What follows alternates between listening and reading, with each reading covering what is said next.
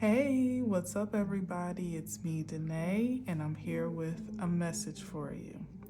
Now, today is the best time that I've identified to do the moon message. It's a full moon coming up not until March 25th, late night, Sunday through to Monday, but I most likely won't come on tomorrow. So today is the day where I'm bringing it to you live so that you have some time to supplement your own preparation with what I have to offer here today. So as always, the message and the reading will be time-stamped in the description box and or in the comments below, and you can shuffle around at your discretion. All right, so without further ado, we're going to get right to it. This is the full moon in Libra message. I paused because I also know that this is the full moon partial lunar eclipse. That goes, we really can't leave out that major detail because that has all the emphasis on the energy of this cycle in particular. And it's happening in the sign of Libra on, again, March 25th, 2024, apparently at exactly 3 a.m. Eastern time, right? Last moon, the new moon, was at exactly 5 a.m. This one is at exactly 3 a.m., which I find interesting, to say the least. So a little bit about this moon. It's a micro moon, and that means that it's the farthest away from the earth. So it may appear to be very small. So it may have a small glow, but it no doubt will have a big influence. This lunation is quite plainly guiding us through a cycle of release, particularly of unhealthy relationships or partnerships. It's a lunar eclipse, which means that the circumstances that induce such changes may not be as controllable as they may be during simpler times of full moons, where we may feel more at liberty to choose to implement certain changes. All the same, though, changes are occurring for us, not against us, ultimately to create more balance and happiness in our lives. With true cosmic irony, Mercury is already in pre-retro shadow as of March 18th. It's going to be fully retro on April 1st. This wave of truth and revelation regarding the past will be just the dose of reality needed about ourselves and or others to cure the corruptions of our creative consciousness, perhaps even our subconscious as well. I suppose it can penetrate as deep as one will allow to ascend as high as one truly desires. And it does get deep. It will get deep, particularly emotionally, as Venus, Mars, Saturn, and Neptune will all be in watery Pisces on the day of the eclipse. There may be an intense intuitive urge to react or respond to feelings that you can't logically explain. Similarly to the impulse to panic and flail in a big body of water, especially if you can't swim, or practically speaking, if extreme intense emotions are outside of your comfort zone. My suggestion is that you float and breathe. Your being is designed to flow with the cosmic current. Fighting against it is just exhausting and usually ineffective. A state of submission, perhaps even surrender, allows the openness of spirit, mind, and body to perceive the incoming waves of change, to be limber for the impact, and trust the laws of nature to guide, if not carry you to some peaceful shore. To be clear and fair, An intense cosmic cycle such as this one may not be absolved of challenge altogether, any less than the dare to explore the ocean floor or even to float above it. The charge, however, is the same. Don't drown. Any confrontation that may arise against your comfort at this time is like a lifeboat, drawing you to conclusions and closures regarding what is safe and secure in your life and what you can feel so with. No need to flop or flail in fear at every or any sign of endangerment. Emotional intelligence is your savior. You already know what is best for you. This lunation is just sweeping in the tides of change to make it so, and carrying all that's not meant to be back out to sea. Bon voyage. So that's that on the full moon partial lunar eclipse in Libra, again on March 25th, 2024 at about 3 a.m. Eastern Standard Time. Govern yourselves accordingly. All right, and we're just gonna move straight into it, no delay. This is the full moon lunar eclipse in Libra reading. All right, here we go. Cards, of course, have been shuffled profusely. Just cut them up a bit.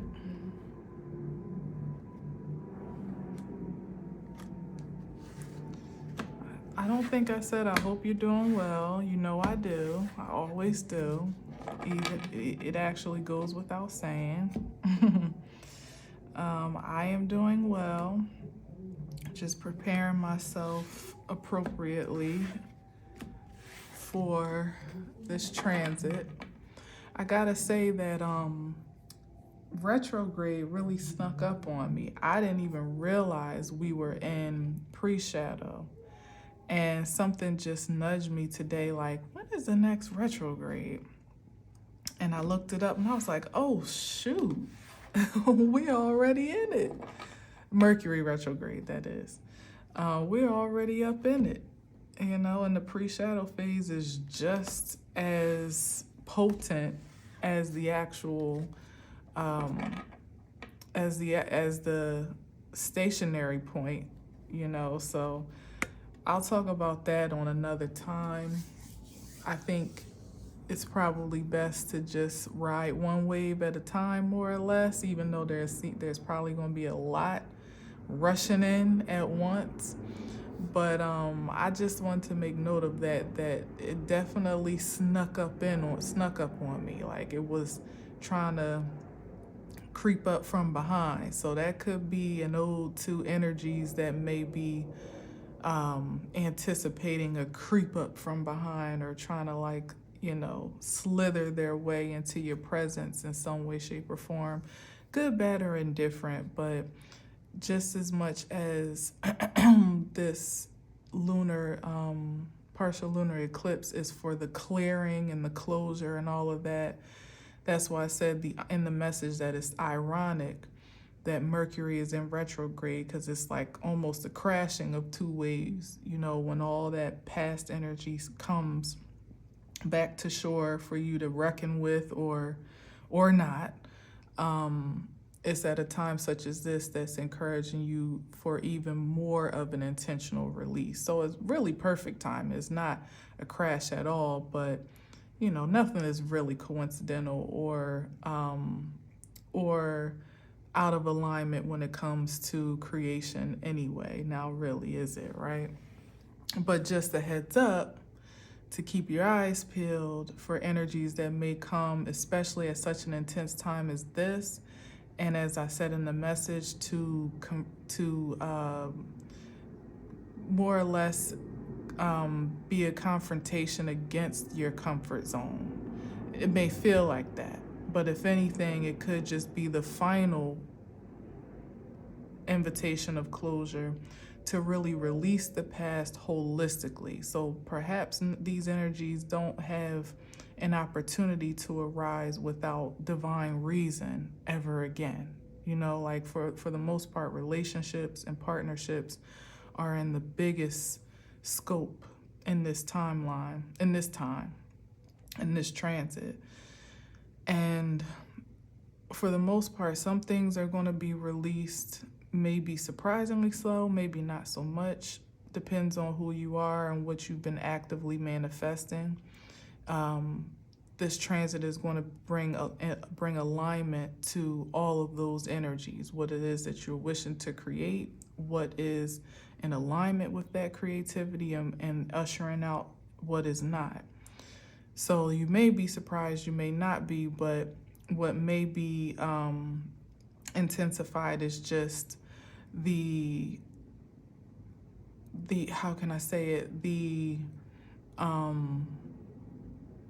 the way that things play out, you know, how the engagements, or even I struggle to say confrontation because I don't mean that in the most derogatory sense, but just things that come to the surface that you just can't ignore, you know. There may be something given the energy of Mercury sneaking up. It may be a surprise encounters. It might be a surprising encounters, or the timing of it all may be astounding in some way, or just what you may or may not have felt prepared for in a moment, or the intensity of the level of communication, or the intensity of the encounter itself may be astounding or even alarming to some degree. I still am resistant to say that as well, because the whole point of the moon message for me is to be braced for the tides of change, the same way you kind of plant your feet in the sand when you see a big wave coming. You know, it's like usually when you can see it coming and you know you're in the ocean, for crying out loud, you know something, that's what you're here for, as a matter of fact. You know, if you're stepping in the ocean in the first place, you don't have to be knocked over and subdued to that current. You can just as much float above the waves and above that body of water, and not let, even if there's a projection of emotions that come at you to have to deal with, it doesn't mean that you have to be drowned in them, or, you know, you have to be submerged in them from the outside in or from the inside out.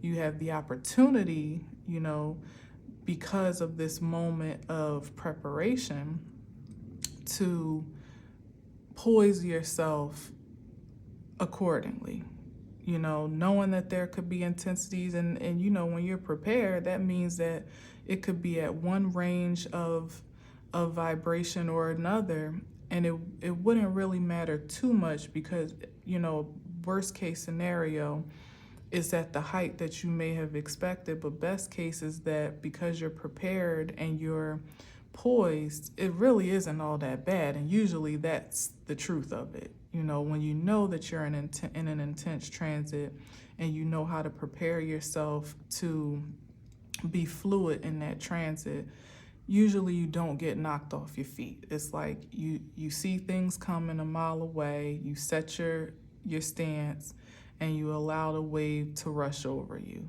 you know, and then you readjust, restabilize as needed, or float as you feel guided, and so on and so forth. You know, you, like I said in the message, you were designed for these tides of change. That's what you're here for. You were built for this.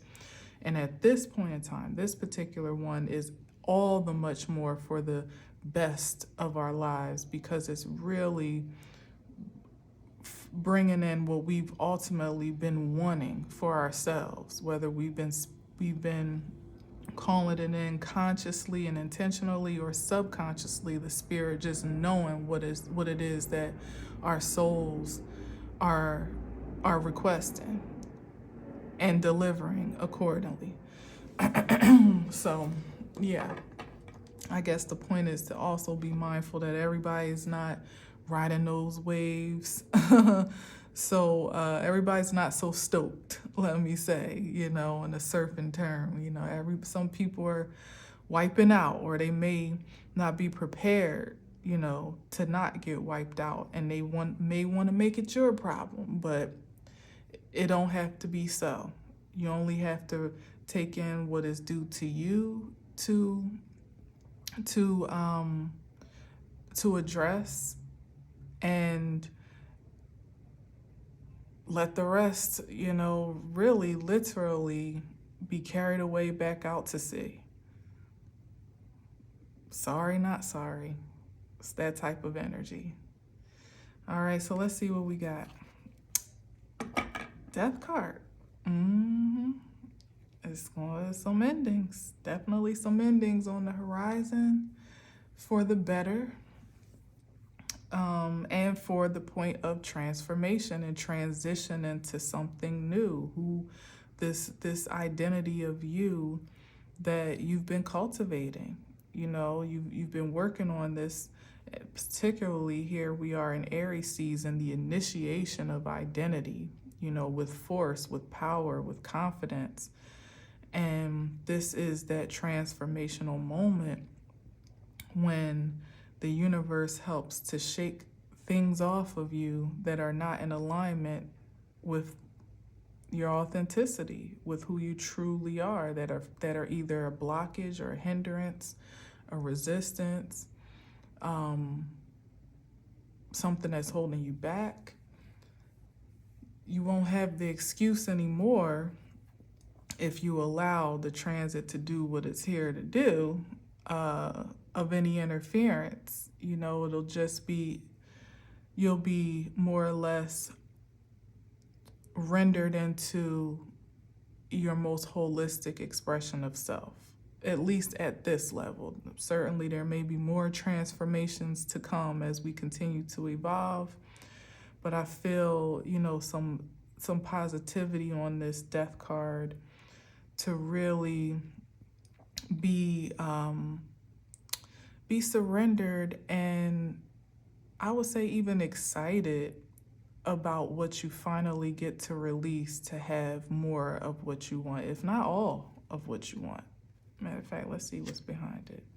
Yeah, it's a new opportunity, something fresh, a donation, a token of appreciation is what I'm hearing for some reason, but it's like the new you. With the Page of Pentacles, it's a message of how you can, it's a message, but I feel like it's more intel of maybe even, this transformation is revealing some new gift that either was dormant on account of distractions and distortions of the past, or that has been born altogether new here with the Page of Pentacles. And it may seem like a small change, or a small beginning, but in terms of transformation, the scripture that I hear is despise not small beginnings, because a beginning is a blessing overall. Some people never get to begin anew. They stay stuck in the same cycle over and over again, as many of us have felt like we've been on a hamster wheel in the same toxic, traumatic cycles. And finally, for once and for all, this feels like just an exhilarating expression of worthiness. The Page of Pentacles, like it's all worth it. Everything that's occurred up until now, yeah, it's like looking at yourself in the mirror for the first time and seeing, like, almost feeling unrecognizable to who you're looking at. Like, oh, that's me? Wow. I didn't know I could do that. I didn't know I had that in me. I didn't know I was worth that much. I didn't know I was that valuable. Like, that's the energy I'm seeing here. It's fresh eyes, and a revitalized frequency here. But valuable all the same. All right, let's see what else we got. Death card, where else is this going?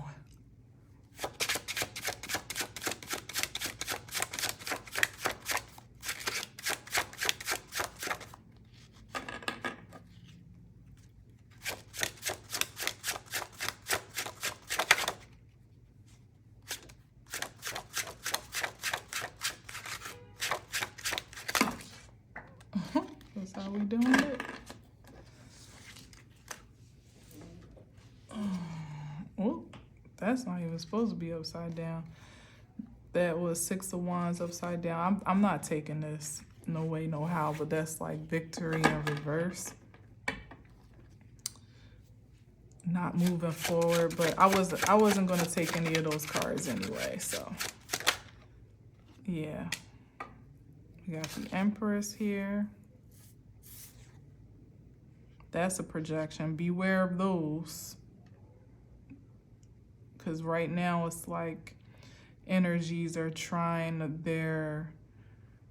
it's like last ditch efforts to really psych you out of your self-esteem. Yeah.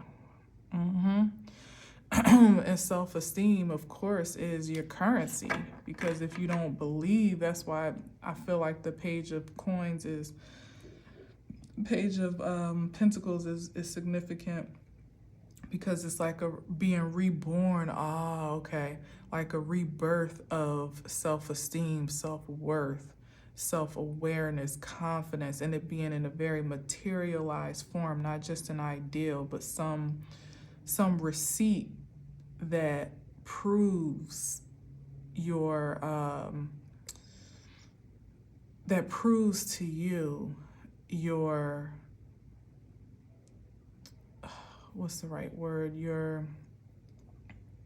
value to some degree, or just how invaluable you actually are.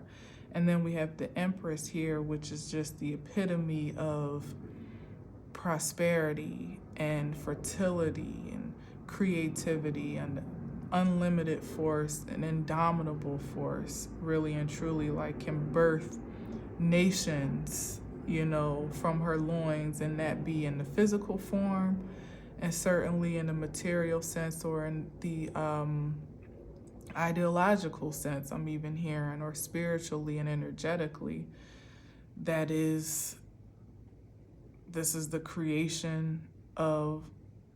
is the formation of creation that gets to happen within her being, right? And from a masculine or feminine perspective, we can all tap into that energy as needed. And one thing that is a projective force at this time is to almost like render you infertile, you know, energetically speaking, to attack your self-esteem, which ultimately is the birthplace, the womb of your manifestations. If you can be diminished to some level of worthlessness or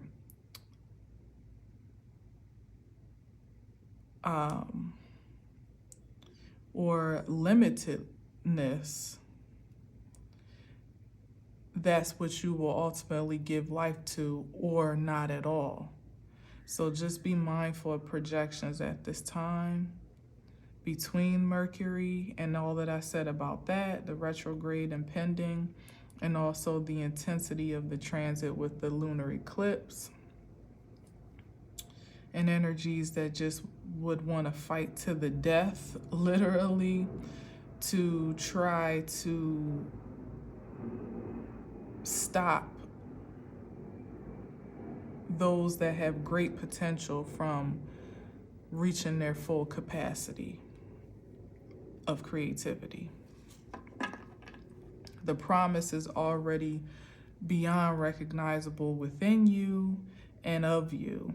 Trust me, you probably only see a fraction of what others see as far as your potential to create and bring things to life, or just to be impressionable in some certain type of way, to really make an impact, a difference, be an inspiration in the 3D world. Especially when we're talking about the Empress, that's literally making a physical 3D impression. Not everybody is open to that impact. Not everybody is celebrating it and supporting it, especially if they can't be a part of it, or if they can't be it themselves in the way that they may envy that you are. So just know that your transformation is very visible. It's nothing hidden anymore. You may think that you're in hermit mode and nobody's paying you no attention, but if you just walk into the store, out grocery shopping, strolling the mall, going to the movies, out for dinner, drinks, whatever, like on the job, wherever you are, your light is visible. The Empress is one, when she walks in the room, everybody stands at attention, energetically speaking, if nothing else. Very noticeable energy. And some people will be in celebration, may revere and respect that vitality, maybe even be inspired by it, and others may be insulted. That's not a you problem, that's a them problem. Just be aware of the energy and the influence that you carry nonetheless, particularly so that you won't sell yourself short in reciprocation in that regard. You may not, who said that? Nikki, like, you may not like me, but you will, and that's better, exactly. You may not like me, but you will respect me. At least to my face. You can say what you want behind my back, but yeah. And the Empress has earned her respect, rightfully so, with the Six of Wands.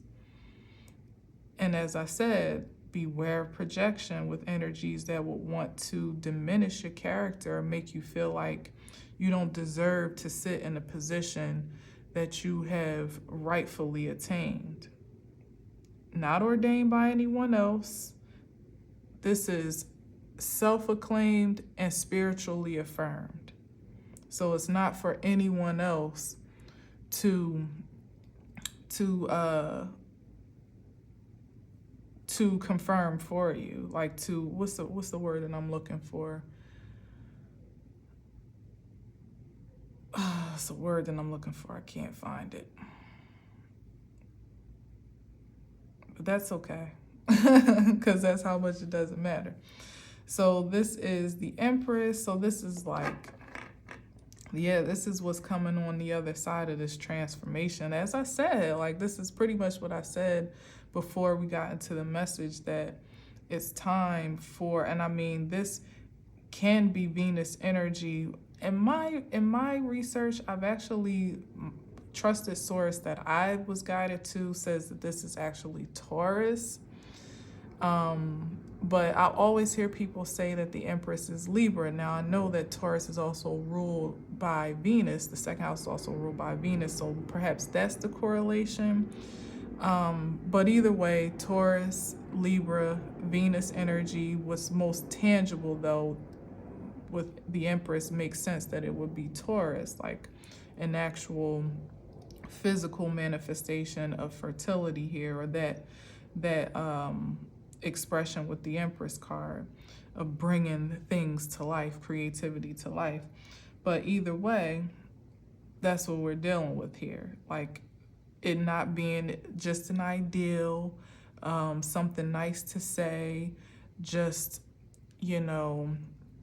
word of mouth or rumors or just, gossip. This is someone that has proven success, proven results, that has a track record of prominence, and her reputation precedes her, masculine or feminine, of course, but your reputation for creativity precedes you, and it's undeniable. You have reward and recognition on account of what you have accomplished, and you're revered for, as I said before, your potential, unlimited potential. Like people are excited to work with you in whatever capacity of creativity you work in, because they know you're going to deliver. You're going to put your heart, your mind, your soul, your passion behind everything that you believe in. And when you do that, it's unstoppable. It's pure, it's organic, it's unique. So people want to be in alignment with that. They want to be in connection, association. They may want to be in support of, affiliation, professionally, intimately, platonically. I think it's like really almost preparing yourself for a wave of recognition, maybe even notoriety that you may not have ever received before, because much of the prominence of the Empress has been suppressed and concealed. Like she's been kind of kept in the back room of the palace for a while now, even though she's been the heartbeat of the empire, but now it's like coming out and being recognized and applauded for what you've been doing all along, honestly, and kind of taking your bow to some degree, because some may not choose or desire to be applauded in that particular way, like in the actual sense where people are like, yeah, woo, cheering like your own parade.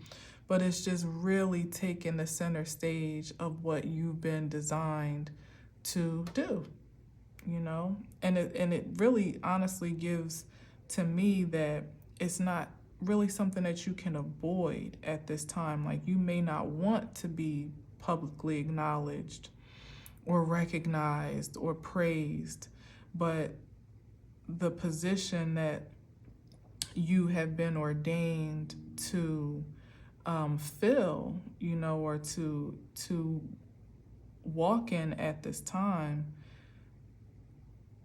doesn't really lend for you to create in secret anymore as you may have before. It's like whatever you're doing, either the work itself or you and the work, it's going to be recognized, because it's time for it to be, in order for it to be an inspiration, a spectacle for others to be inspired by. It's not simply for the sake of, ego. It's actually not for that at all. Like, the Empress has a responsibility to lead, and to lead by example. So whatever it is that you do has come with a great responsibility and accountability to now be forward with it, to be bold, to be upfront, to step out courageously, maybe even to charter new territories with it. Maybe it was done in a small way before, and now you're being invited to expand that impact. That's a wave, especially if you don't like to be, if you don't really like the spotlight.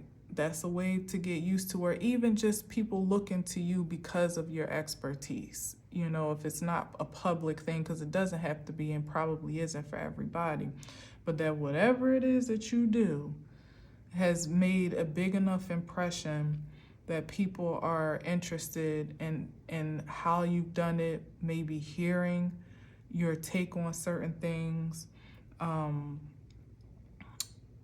wanting to know more about what else, you know, you have input on, or what else what other ideas you might have in mind. Like here with the Six of Wands, like I said, it's like, well, shoot, if you can do that, what else can you do? You know, I read something before. I think it was, I want to say it might have been in Think and Grow Rich that I read a while ago, but I could be wrong because I'm really seeing the Brendan Burchard. I forget what book. Was that the same book? I don't know, but I read a book by him, and I'm not sure if he was the one that wrote the one that I'm thinking of. But he said something about, no, I don't think it was Think and Grow Rich, but there's a book by Brendan Burchard that I read a long time ago, and I can't remember the title, but it was a pivotal piece of literature for me. And something that I do that's sticking out right now is that people, when you prove yourself to be trusted in one aspect or one field, you'll find that people will want to get your take on things that you probably don't even consider yourself to be an expert on, you know. But that's just the mind of humans, I suppose, that when you present yourself trustworthy or credible in one way, they'll more or less like be chomping at the bit on whatever else you might have to offer. Of course, providing that you're sharing in integrity, you're not just saying anything, because eventually that will definitely expose you as well.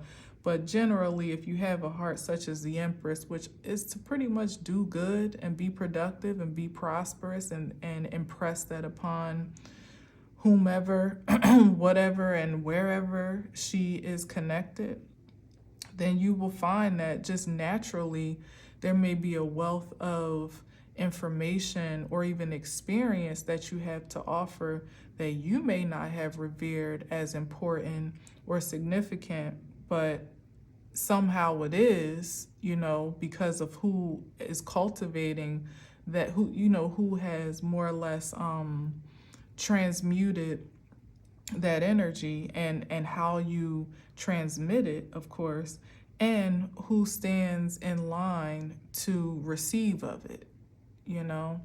So I don't know, but somebody's going to be surprised by how well received they are, just naturally being themselves and doing what they've been doing for a long time now when nobody was watching. And now, if not everybody, many people will want to see. I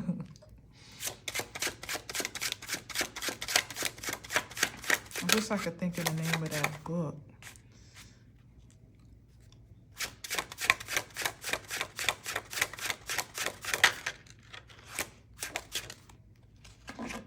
I'm definitely going to tag it below.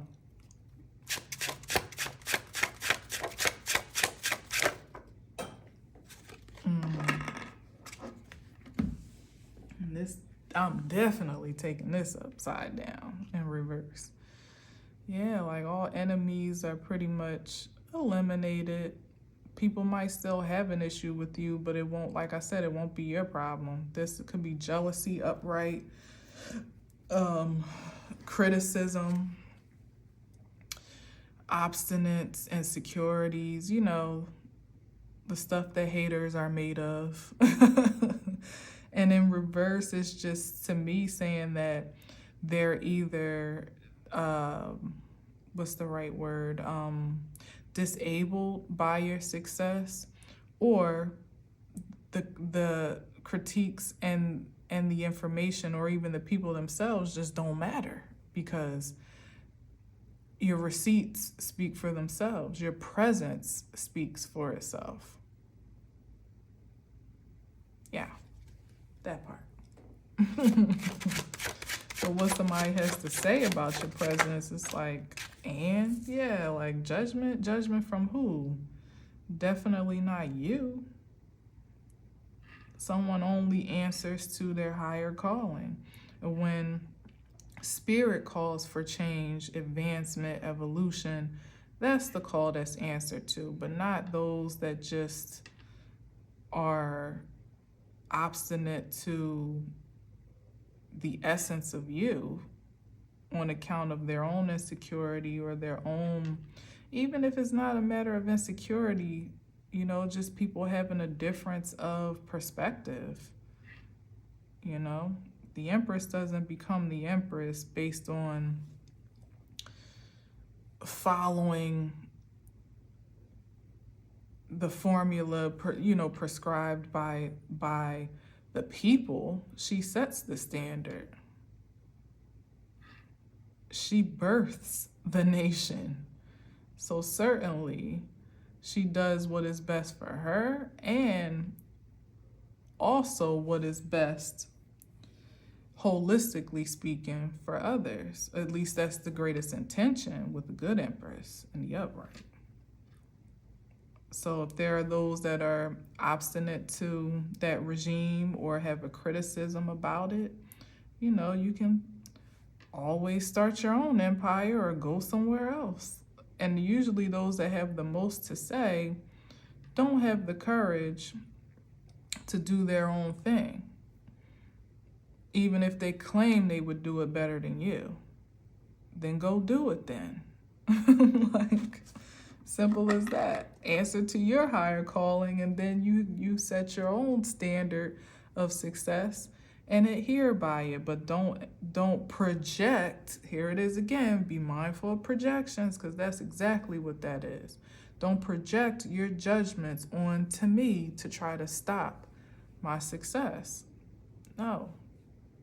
That's what's being laid to rest for sure. To even be vulnerable to this energy, like to be impressionable by it and affected by it, and perhaps the effect of the energy at all, you know, maybe even the presence of the energy at all may be eliminated in this eclipse season. We not doing that. We ain't repeating no toxic cycles over here.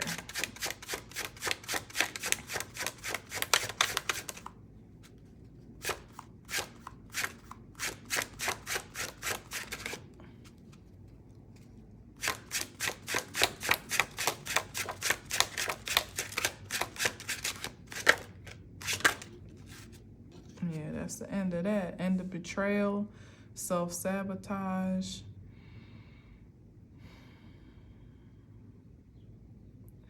And this is the one time I don't usually use this word.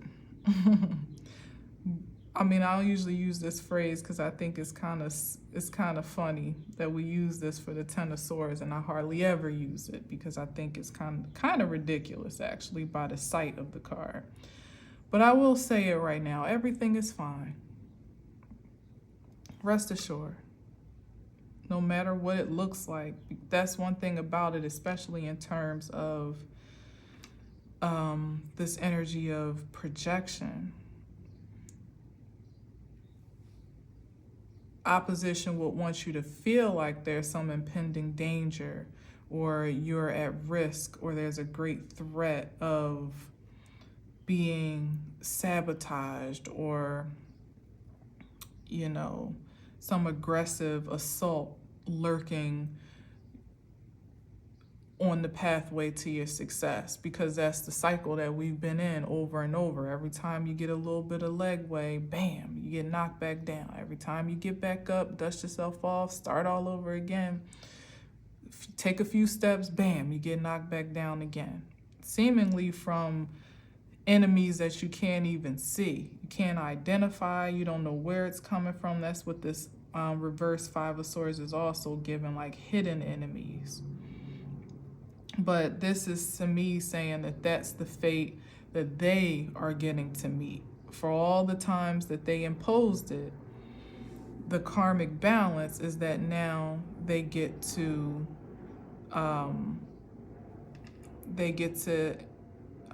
what's the word I'm looking for? They get to endure it. That's not really the word, but that's going to work right now. Yeah, it's like how strong are you? You know, all that criticism you had for the Empress, all those roadblocks, all those projections, all that criticism, lies, manipulation, narratives that were spun, smear campaigns, definitely with this reverse Five of Swords, for sure. Sabotage by word of mouth, perhaps even assault in many ways, maybe not just communicatively. How will you endure such aggression? Yeah, let's see how that goes. Will you be able to withstand the pressure? Get back up, dust yourself off, and do it all over again, or try something altogether new, as many of us have had to do. Yeah, this is definitely giving like eclipse energy, leading with the death, some things to an end, the judgment card putting things to an end. That's Pluto energy as well, like definitely closing out some cycles here. The 10, 2 10s here, all right? So that's 10, 10, and the 10 here with the 10 of Swords, like, yeah, it's time to close out the trauma. For some, it's a new beginning of a traumatic cycle that they get to carry out, hopefully to bring to some point of closure as well. But again, we shall see. It's all for the sake of transformation, which is what we started with. Some are just on that upside of the Wheel of Fortune and some are on the lower end, but ultimately it's for the purpose of change and evolution. It's just like people are in different cycles, and where some had the invitation to take a different, the initial cycle, they decided to take shortcuts that they thought were going to curb them around the process and lead them straight to a desirable end result. But there were many casualties on the way to that decision, by way of that decision, I should say, where a lot of people, they had to create quite a bit of losses and unfavorable and unsavory circumstances for others to gain that leg up, step on or stab others in the back altogether to get ahead. And it was like, you never really needed to do that. We were all going to the same place. You know, like how it used to be in school when your teacher would say line up and everybody would fight to be the line leader. Particularly in like preschool, like, the lower grades, preschool to maybe, I say that probably calms down about second grade-ish, maybe first grade, depending on what the kids, what type of energy the kids are on. But definitely preschool, kindergarten, maybe first grade, everybody wants to be the line leader, the front of the line. I was first. It's like, we all going out for recess. Everybody is literally going to get outside reasonably at the same time. And we're all going to have access to all the fun that's available to hurt ourselves and to enjoy ourselves just alike, but some people wanted to get there faster, get there first, and push other people back, jump the line, even though they know they wasn't first up, they know they weren't in the front. And then that's when that real no-nonsense teacher will be like, so-and-so, get to the back. That's this energy. It's like you want to push and shove and bogart your way to the front. Now you got to get to the back. And you still going to get outside, Lord willing. You might be a little bit annoyed and agitated on the way, but you didn't even have to do all that. It was unnecessary.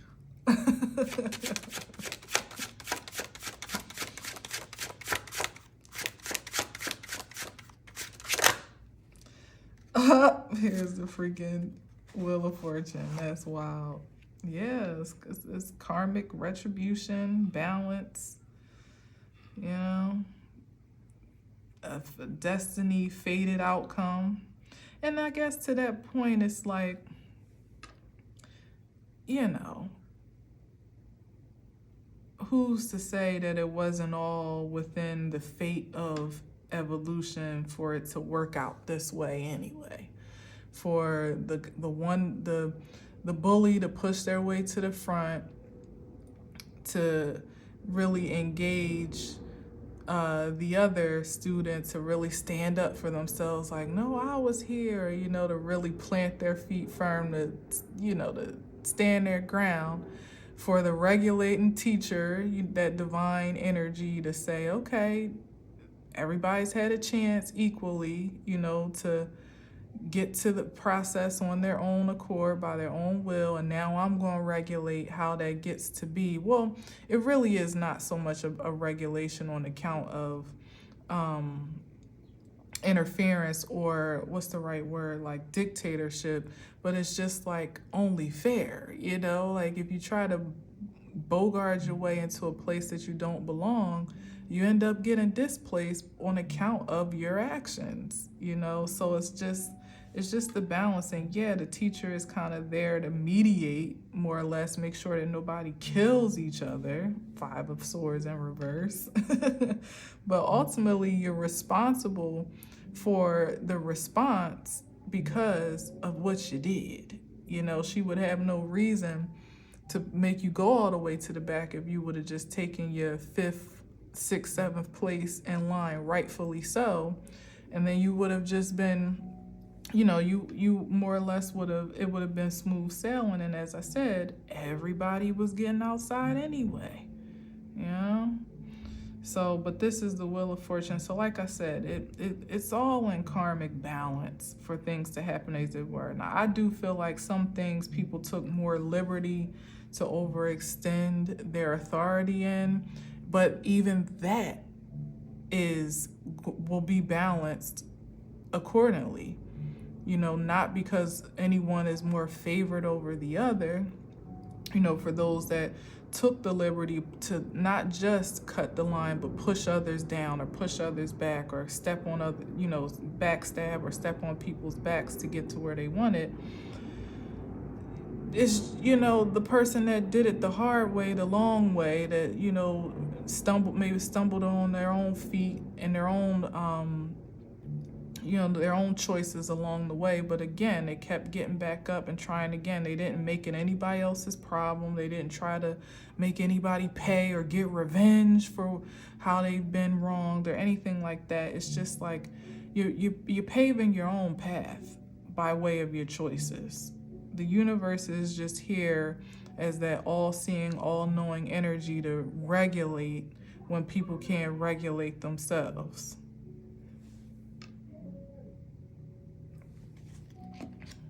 I guess that's why we are the children of the universe, I suppose. So let's get a couple more.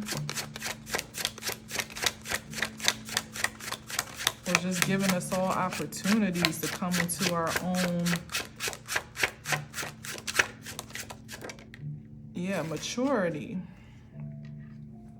Yeah, this is there. There they go at the back of the line. That's funny. It's like a line too. Oh, that's funny.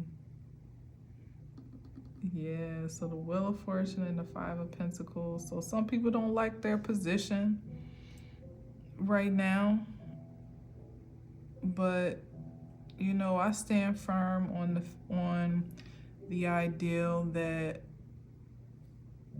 we could all get to the same place.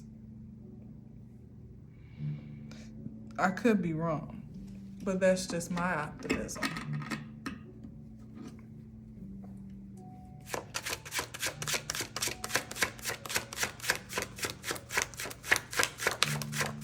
I'm the kid that was probably neither first nor last in the line. I was probably somewhere in the middle, just happy to go outside. you know, or chit-chatting with my friends to the front and the back of me, because that's what I love to do in school, run my mouth. Shoot, being at the front of the line, you got one less person you can chit-chat with. Oh, man. So we got the Four of Pentacles here. And that's people holding on for dear life to some position. Again, this is just really just fighting for position, fighting for privilege that doesn't even really exist. That's the funny part. It's all it's all a self-fulfilling prophecy. The privilege and favor that you have in your life, what you believe you have, goes back to the very beginning about that point of esteem.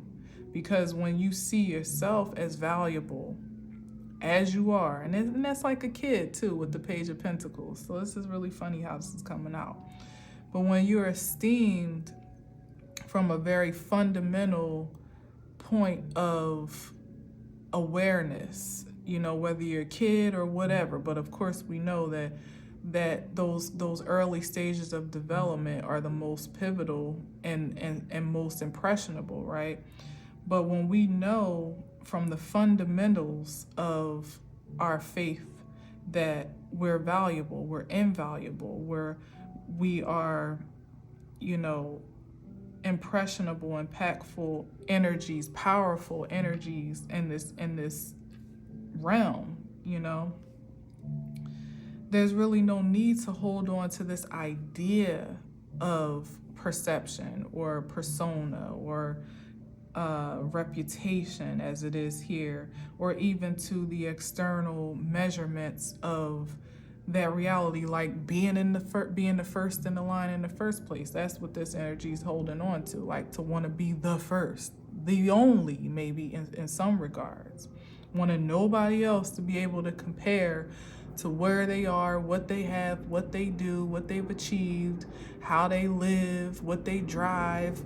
You know, it's like it's elementary, it's juvenile. You know, it's very juvenile. Especially when we can all have access to the same level of happiness and fulfillment in our own right together. So this is that here with the Four of Pentacles, somebody that is just desperate to be number one. And they're not even number one. That's the thing. It's like they're not even number one, but wanting to look like number one, wanting others to recognize them in that position. The number one is really the page, you know, well, honestly, it's the ace, but what is given to me in the terms of which I spoke about the page, it's like the page, you recognizing that you are the ace, you are the one and only one of one. You know, it's like you feeling so small, but holding that Ace of Pentacles in your hand and seeing yourself in that reflection, like, damn, that's me. Like, yup. Says the universe, that's you. It's like it's an internal, you know, a self-awareness. It doesn't have anything to do with anything outside of you. Certainly with no one else outside of you. There's no competition and no point of comparison. We all going outside, okay? Unless you act up too much, then your ass will be sitting inside or sitting on the sidelines on timeout. Now, who wants that? To be outside and having to sit on the sidelines watching everybody else have fun. That's the Ten of Swords. And you gotta sit there until recess is all the way done, and you don't get to ride. You don't get to play no games, run around. Yeah, look at this. Somebody so desperately wanna be the one in charge, and it's like, if you the man without anybody needing to validate that existence or anything needed to validate that existence. Your energy precedes you, just as it does for the Empress. This is somebody that's fronting and wanting to be the Emperor, wanting that, that all-powerful spot, but they're not even really willing to take the journey that the Emperor must take, such as the Empress, to be transformed and matured, evolved into the frequency of the Emperor, someone that's not only well controlling of self and their impulses, and well-meaning in their power dynamics and governing structure, and balanced in that regard, but also has a heart for their people, that wouldn't step on somebody's back, not a good emperor, to solidify their empire. You wouldn't need to. Good leaders lead with love and with creativity. Otherwise, if that tactic, or not tactic, what's the word I'm looking for? If that, darn it, I'm lost for words already. It's like, as soon as I realized we were in retrograde is when I really started to get choppy. Darn, I can't think of it. But ultimately, like, if now I done lost the whole thought, shoot. Oh man, I lost the whole thing. I lost it. Oh man, yeah. Well, I'll another 10. So 10, 10, 10, 10. 10, 5 tens. Wow.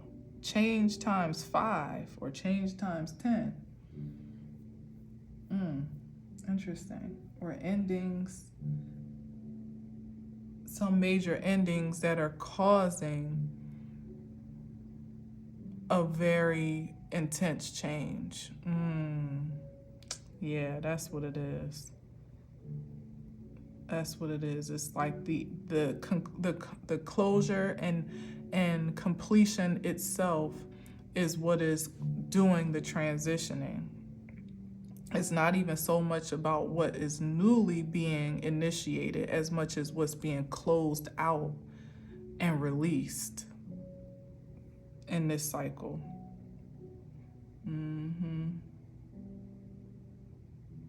Yeah. Well, it ain't easy being the Emperor or the Empress.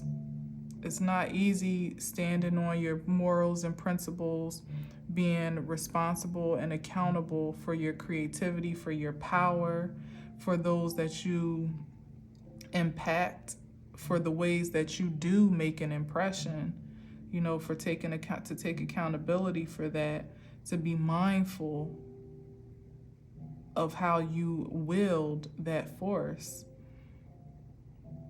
being careful to do the least harm as possible, but still working for the good of all, which is very hard, and still taking care of self primarily, because if you're not well, none of it's well, but it certainly isn't taking care of yourself exclusively and F everybody else, or everybody else can get it how they live.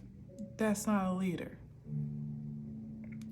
That person's never led anybody nowhere but themselves to the slaughter, i.e. the 10 of Swords and now the 10 of Wands. Put more pressure on their back to be something that they're not, when they could have invested all of that energy into becoming what they desire, and also what they're designed to be. It's like everybody want to be the head man in charge, but not everybody wants to do the work to sit in that seat. Yeah, look at this. New beginnings right here.